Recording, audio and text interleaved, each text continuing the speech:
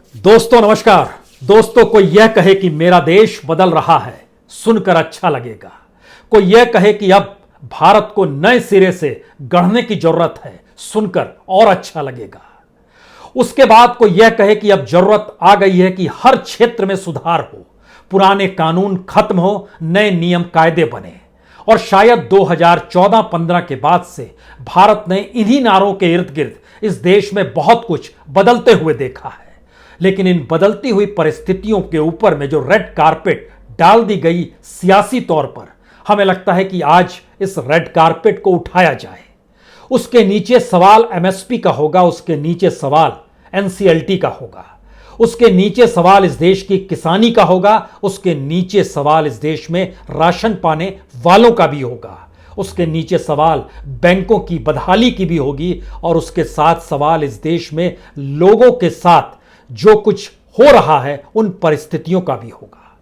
सवाल की शुरुआत तो इसी बात से की जाए कि जब कॉरपोरेट सेक्टर को लेकर भी रिफॉर्म का जिक्र किया गया, उसके बाद इस देश में एग्रीकल्चर को लेकर भी जो रिफॉर्म का जिक्र किया गया, और उसके बाद जब इस देश में राशन की दुकानों को लेकर भी रिफॉर्म का जिक्र किया जा रहा है, इनसे होने क्या वाला है और होगा क्या और हो क्या रहा है, बात यहीं से आज शुरू की जाए। क्योंकि यह एक ऐसा सफर है जिसके साथ आपके जहन में बहुत सारे सवाल लगातार आते चले जाएंगे। एनसीएलटी यानी नेशनल कंपनी लॉ ट्रिब्यूनल इस देश के भीतर में 2016 में बनता है। इसके मातहत हजारों कंपनियां इसके दायरे में आती है और कहती है कि हम अपनी कंपनी को अब बेचना चाहते हैं, हम कर्ज में डूब चुके हैं। एक लंबी फहरिस्त है, कितने सारी कंपनियों के मामलों को निपटाया गया, कितनी कंपनियां दूसरे हाथों में दे दी गई, कितनी कंपनियों ने अपने आप को बैंकों से कितने करोड़ का कर्ज लेने के बाद दिवालिया घोषित कर दिया। यह एक अनकही गाथा है, लेकिन इसके भीतर के मंत्रों को कभी आपने पढ़ने की कोशिश की? सबसे ताजा उदाहरण वीडियोकॉन का है। ये वही वीडियोकॉन ग्रुप है जिसने 1986 में जिसको लाइसेंस मिला था कि अब वह इस देश के भीतर में कलर टेलीविजन बनाए। 1990 में इसने एसी बनाना शुरू किया, इसने वॉशिंग मशीन बनाई, रेफ्रिजरेटर बनाया। 2000 में इसने ऑयल गैस के क्षेत्र में कदम रखा, टेलीकॉम के क्षेत्र में कदम रखा, रिटेल डीटीएच टीवी के क्षेत्र में कदम रखा। 2016 में इसने डीटीएच को बेचा, डिश टीवी को। इसने एयरटेल को अपने हाथ में जो एक स्पेक्ट्रम था, वीडियोकॉन का जो स्पेक्ट्रम था, वह उसने एयरटेल को भेज दिया। और 2018 में यह एनसीएलटी के दरवाजे पर जाकर खड़ा हो गया। इसके ऊपर जो कर्ज था वो कर्ज कौन लौटाएगा? इसके ऊपर जो भी कर्ज लिया गया था वो कर्ज 46,000 करोड़ से ज्यादा का था। और इस कंपनी को जिस दूसरी कंपनी ने खरीदा उसने मात्र 3,000 करोड़ रुपए में खरीद लिया। आपके जहन में यह सवाल होगा, 46,000 करोड़ रुपया कोई कर्ज में डूबी हुई कंपनी है, उसको 3,000 करोड़ में कोई खरीद ले, तो पैसा जो कर्ज में लिया गया उसको लौटाएगा कौन? वो है किसका पैसा? अब आप समझने की कोशिश कीजिए। जो कर्ज था उसमें एसबीआई से 10,994 करोड़ का लोन लिया गया, आईडीबीआई से 9,504 करोड़ का लोन लिया गया था, सेंट्रल बैंक से 4,969 करोड़ का लोन लिया गया, आईसीआईसी बैंक से 3,295 करोड़ का लोन लिया गया, यूनियन बैंक से 2,515 करोड़ का लोन लिया गया। यानी कुल मिला के जो 13 कंपनियां थी इनकी वीडियोकॉन की, उसके मातहत जो कुल कर्ज निकल कर आया वो 57,000 करोड़ का था। और वो 13 की 13 कंपनियों को एनसीएलटी ने क्लब कर दिया और उसको 3,000 करोड़ में अनिल अग्रवाल, उनकी कंपनी ट्विन स्टार टेलीकॉम्निक्स जो है, उसको उन्होंने हवाले कर दिया। ये वही अनिल अग्रवाल हैं जिन्होंने 2019 के लोकसभा चुनाव के वक्त जो लोन देने वाले कॉरपोरेट सेक्टर के लोग थे, जिन्होंने सबसे ज्यादा बीजेपी को जो पैसा दान दिया था, पॉलिटिकल फंडिंग की थी, उसमें इनका नाम भी आता है। ये वही अनिल अग्रवाल है जिनकी नजर अब बीपीसीएल पर है। ये वही अनिल अग्रवाल हैं जिन्होंने ऑयल के क्षेत्र में भी कदम रखा और रावा ऑयल फील्ड में इनकी 28% स्टेक थी, जो कि वीडियोकॉन से लेने के बाद वो 48% हो गई। ये रावा इलाका जो है, ऑयल फील्ड का जो है, यह लगभग 14,232 बैरल हर दिन यह ऑयल जो प्रोडक्ट निकालता है वो पर डे का है। यानी इतना पैसा राइट ऑफ कर दिया गया क्या बैंक का? कर दिया जाएगा, वो एनपीए के दायरे में आ जाएगा, क्योंकि नई रिपोर्ट यह भी बता रही है कि इस कोविड के दायरे में होते हुए जो बीते 1-1.25 साल हो गए, इसमें एनपीए और बढ़ गया है, बैंकों का बैड लोन और बढ़ गया है। उसमें यह कंपनी वीडियोकॉन जो है, ये एक कंपनी है जिसमें इतने बैंकों से लोन लिया गया, पैसा नहीं लौटाया गया। दूसरी कंपनी का नाम आपके जहन में आना चाहिए, DHFL। इसका समझौता कुछ दिन पहले हुआ है, 2-3 महीने लगभग, ये मेरे ख्याल से जनवरी के महीने में इसका समझौता हुआ था। इसके ऊपर भी 90,000 करोड़ का कर्ज था, लेकिन इसको पिरामल ग्रुप ने जब खरीदा तो उसकी बोली थी 37,250 करोड़ रुपए, उसने ले लिया। अब आपके जहन में फिर सवाल होगा, ये कौड़ियों के मोल दे रहे हैं, 90,000 करोड़ रुपया जो था इसको लौटाया गया नहीं लौटाया गया, क्योंकि इसने भी तो कई जगहों से लोन लिया गया था, नहीं लौटाया गया। यह कमाल का खेल है, क्योंकि इन सब के बीच आरबीआई नए नियम कायदे भी बनाती है, और जब DHFL की बोली लग रही थी तो उसमें ओक ट्री ने सबसे ज्यादा बिड लगाई थी, 38,400 करोड़ रुपए। नियम कहते थे जिसकी बिड सबसे ज्यादा होगी उसको कंपनी दे देनी चाहिए, लेकिन दी गई पिरामल ग्रुप को। उसके संबंध इस देश के सबसे टॉप मोस्ट कॉरपोरेट के साथ है, संबंधी के तौर पर, तो उसे ही दिया जाता, लेकिन बताया गया वो कैश ज्यादा दे रहा है। सवाल इसके बाद अगला ये शुरू हुआ कि इतने सारे कर्ज अगर उस पर थे तो ये कहां गए, इसको भी राइट ऑफ किया जाएगा क्या? और इसमें हमें लगता है कि जब इन बातों का जिक्र कर रहे हैं तो इस देश के भीतर में तकरीबन 21,000 से ज्यादा केस अभी भी पेंडिंग पड़े हैं, और अपने कार्यकाल में लगभग 914 कंपनियों का लिक्विडेशन जो है एनसीएलटी ने अपने तौर पर किया है। बड़ी बड़ी कंपनियां इसमें आपको जहन में आएगा Bhushan steel, Bhushan power, SR steel, Alok industry, Jyoti infrastructure, JP infratech. इन बातों का हम जिक्र इसलिए कर रहे हैं क्योंकि जब एनसीएलटी जो सरकार द्वारा निर्धारित नियम कायदों से चलती है, वही जब राइट ऑफ करने की स्थिति में आ जाएगी और एक कंपनी से दूसरी कंपनी को ट्रांसफर कर देगी तो क्या होगा? इसका एक अद्भुत केस है रुचि सोया। रुचि सोया का जिक्र इसलिए क्योंकि मौजूदा वक्त में पतंजलि को लेकर बार बार जिक्र होता है। रुचि सोया 1985 में आई थी, लेकिन इसके ऊपर 12,000 करोड़ का कर्ज हो गया। 2017 में ये एनसीएलटी के पास चली गई, और उसके बाद 2019 में इसको पतंजलि आयुर्वेद ने खरीद लिया। कितने में खरीदा? 4,350 करोड़ रुपए। यहां पर एक सवाल और आता है, क्या वाकई 4,350 करोड़ किसी कंपनी के पास होता है, या इससे पहले जिन कंपनियों का हमने नाम लिया उनके पास भी होता है क्या?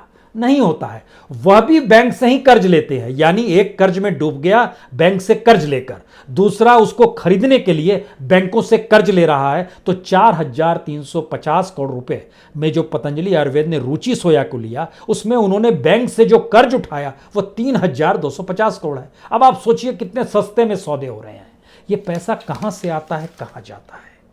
और इस देश के भीतर में जब इतनी बड़ी तादाद में केसेस लगातार एनसीएलटी के पास आ रहे हैं, तो इसका अगला सवाल है कि एक कंपनी पैसा बैंकों से उठाती है जिसमें जनता का पैसा है, उस पैसे को उठाने के बाद वो हो सकता है किसी दूसरी जगह पैसा लगा दे।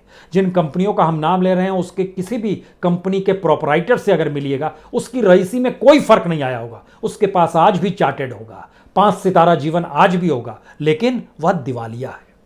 और उसी कंपनी को एक दूसरी कंपनी खरीद रही है जो कि कौड़ियों के मोल खरीद रही है, और उसको खरीदने में भी मदद वही बैंक कर रहे हैं जो बैंक इससे पहले कर्ज देकर डूब चुके हैं।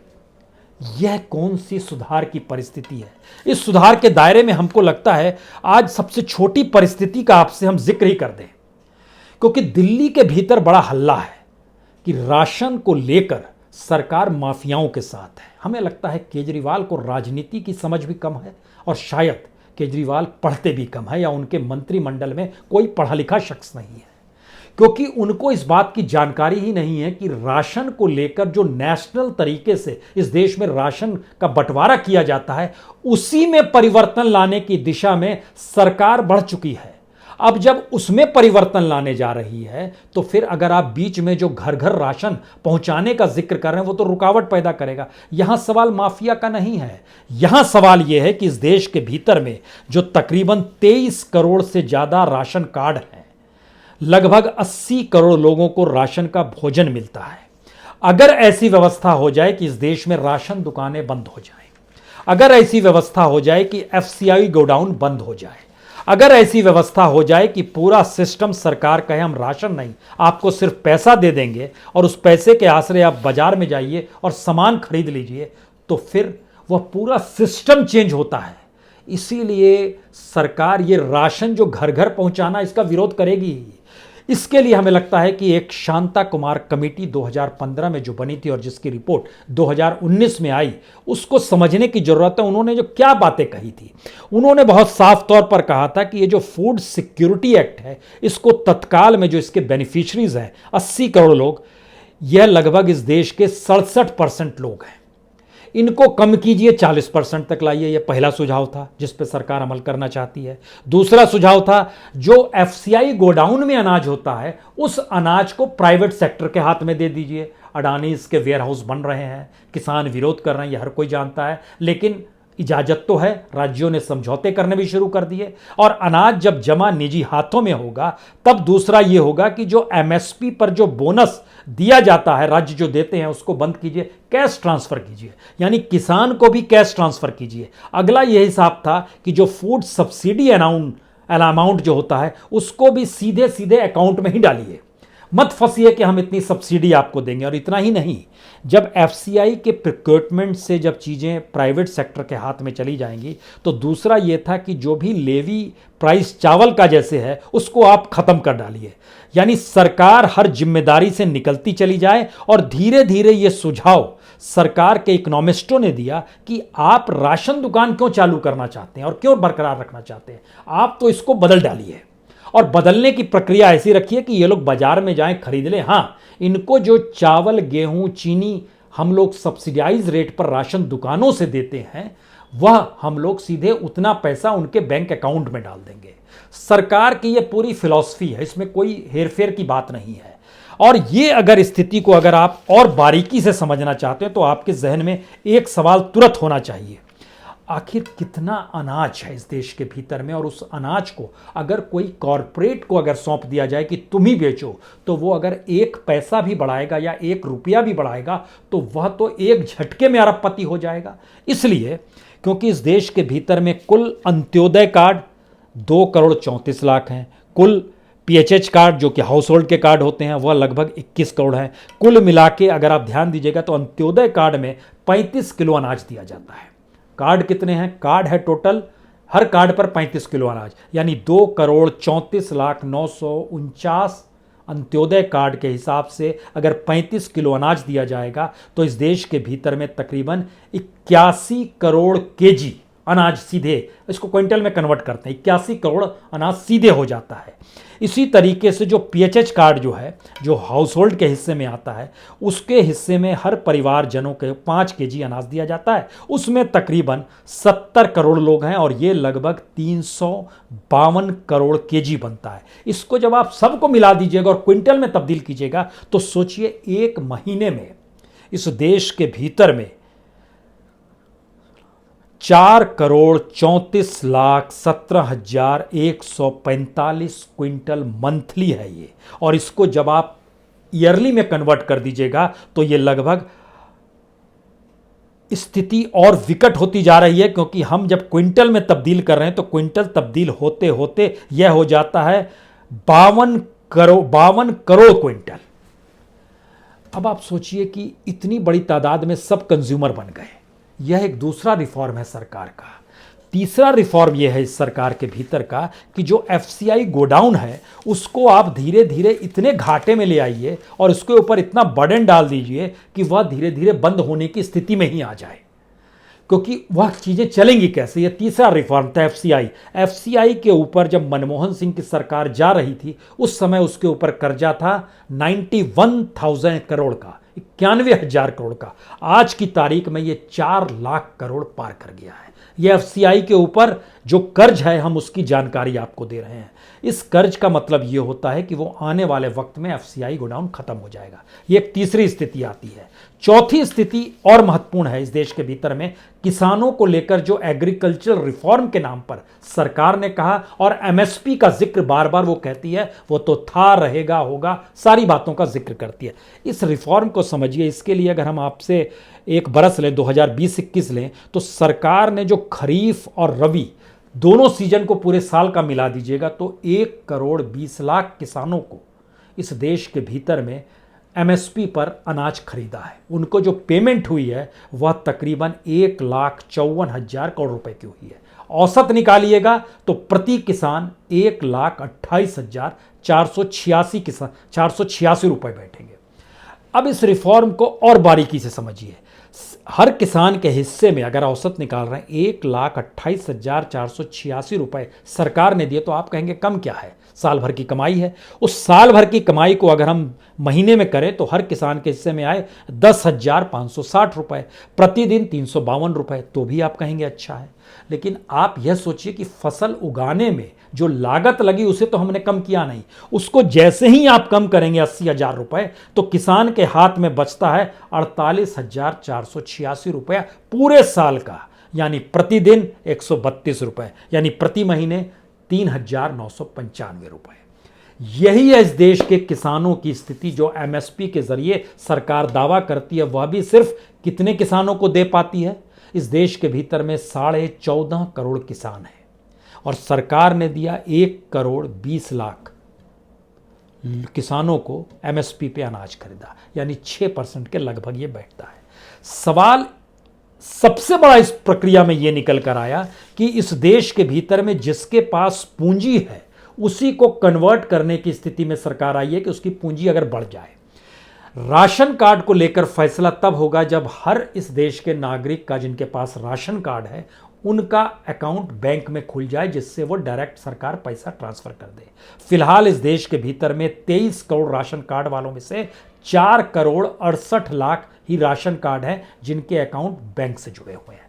बाकियों का अभी भी नहीं जुड़ा है, यानी तकरीबन 18 करोड़ लोग अभी भी बाहर हैं। सरकार यही चाहती है कि तेजी से चीजें इंप्लीमेंट हो और इस देश में हर चीज की कीमत हो, उस कीमत की एवज में उसको पैसा सरकार दे दे और पैसा देने की प्रक्रिया का ही आधार बैंक हो जाएं और बैंक जो है सरकार के दिशा निर्देश पर चले, वह आरबीआई को दिशा निर्देश दे और उसी के जरिए जो पूरा कॉरपोरेट सेक्टर है हमारा, जिसके लिए एनसीएलटी बनाया गया, जहां पर हमने आपको जानकारी दी कि देश भर की 2,196 कंपनियों के मामले अभी भी पेंडिंग है और जिन 914 मामलों में लिक्विडेशन किया गया है उसके जरिए जो चूना लगा है बैंकों को वह तकरीबन 4 से 5 लाख करोड़ का है।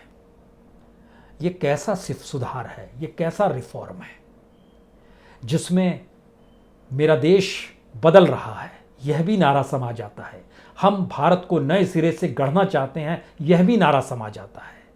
यानी रिफॉर्म की एक ऐसी परिस्थिति है इस दायरे के भीतर समझिए तो वाकई क्या वतन को चंद हथेलियों में सौंपा जा रहा है? क्या वाकई ऐसी परिस्थिति लगातार बनती चली जा रही है कि इस देश का कोई भी नागरिक इस देश की खनिज संपदा पर निर्भर ना रहे, बल्कि सारी खनिज संपदा, किसानी, फसल, प्रोडक्शन, मैन्युफैक्चरिंग, जो कहना है कह लीजिए, वो सारी चीजें कुछ लोगों के हाथ में रहे और उनसे लेने के लिए जो आपको पैसा चाहिए उसके लिए आप रोजगार करेंगे लेकिन रोजगार नहीं है, उसके लिए आप मजदूरी करेंगे लेकिन मजदूरी नहीं है मनरेगा के अलावे इस देश में कहीं, उसके अलावे आप कहीं पर वर्कर के तौर पर कहीं पर प्रोडक्शन करेंगे लेकिन उस प्रोडक्शन को खरीदने वाले लोग जब नहीं होंगे तो वह भी ठप हो चला होगा। तब आप एक व्यवस्था करेंगे कि सारी खनिज संपदा को लेकर अंतर्राष्ट्रीय बाजार में आप उसकी बोली लगाएं। आप कहेंगे ये कैसा है? आखिरी उदाहरण आपको दे देते हैं। भारत दुनिया का एकमात्र देश है जहां पर सबसे ज्यादा मौत दवाई ना मिलने की वजह से होती है, वैक्सीन ना मिल पाने की वजह से होती है, यानी मेडिकली इंफ्रास्ट्रक्चर कमजोर होने की वजह से सबसे ज्यादा मौत भारत में ही होती है। और भारत ही दुनिया का वो देश है जो दुनिया के बाजार में सबसे ज्यादा मेडिसिन, वैक्सीन को एक्सपोर्ट करता है। यानी प्रोडक्शन जो होता है भारत की जमीन पर, भारत के लेबर, भारत के मजदूरों के जरिए, वह विदेशी बाजार में बिकता है, वहां से पैसा आता है, उसके जरिए इंडस्ट्री चलती है। तो भारत के लोग कहां हैं? यानी इस पूरी की पूरी वो एग्रीकल्चरल रिफॉर्म हो या कॉरपोरेट रिफॉर्म हो या वो इकोनॉमिक रिफॉर्म हो या फिर इंडस्ट्रियल रिफॉर्म हो, इन सारी परिस्थितियों को अगर परखिएगा तो वह कंज्यूमर के लिए है, जो कंज्यूमर भारत के भीतर नहीं है, अंतर्राष्ट्रीय तौर पर वो कंज्यूमर है, उसके लिए ये पूरे रिफॉर्म किए जा रहे हैं। तो सरकार आपने अपने प्रतिनिधियों की जो भी चुनी, उन प्रतिनिधियों के रिफॉर्म के दायरे में एक नारा देशभक्ति का है, एक राष्ट्रवाद का है, एक सुधार का है। और सुधार का नारा, उसके हक में ना राष्ट्रवाद आता है ना ही देशभक्ति आती है। सोचिए जरूर। बहुत बहुत शुक्रिया, बहुत बहुत शुक्रिया।